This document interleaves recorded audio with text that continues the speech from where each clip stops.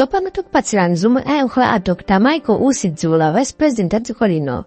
A Michael Ussi akunena kuti iwo zikuoneka ngati zachipanezi sakusankha. Akunena kuti kaya ndi IDF, kaya ndi DPP, kaya ndi ITM atakubwera kwa iwo. Kodi akuonetsa kuti zachipanezi sali nazo pize chifukwa chani. Kodi kunamambera zivala uniform ya UTM.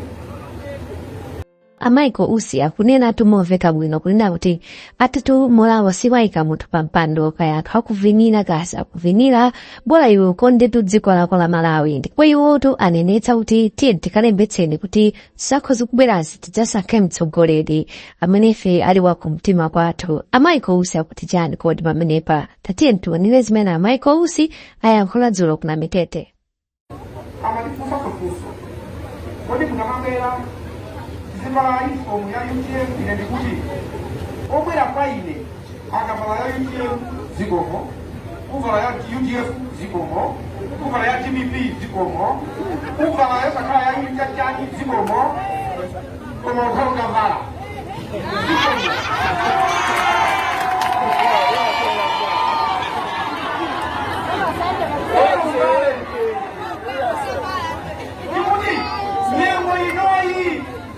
Ine siku kuyanga na mutatu wa malaifu na tuwaji kwa mawajia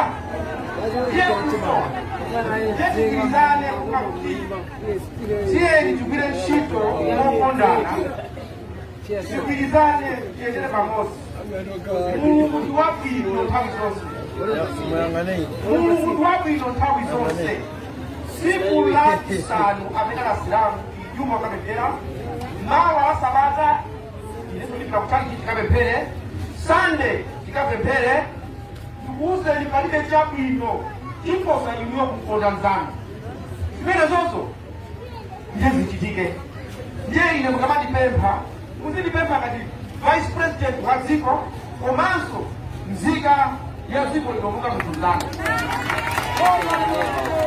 Kosatia Sika ile nika kuotere Kukuziwa kuti siku lokota wakuna saka ile kuide siku limene mulungu ijena mutakakonde kumanda simuliziwa siye ichiko panga zabu ilo mulungu adalise ambuya kudalise inose mukalembese moralo tu usimayika mpoma muta kuvina pano ausi wani walembesa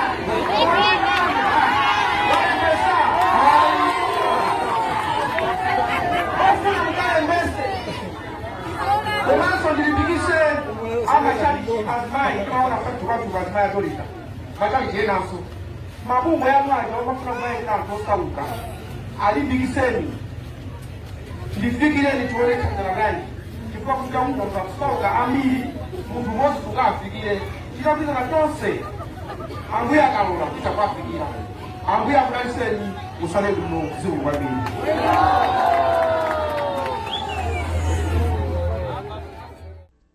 Chonde tenti saiwale kupanga subscribe. So let's hit the subscribe button.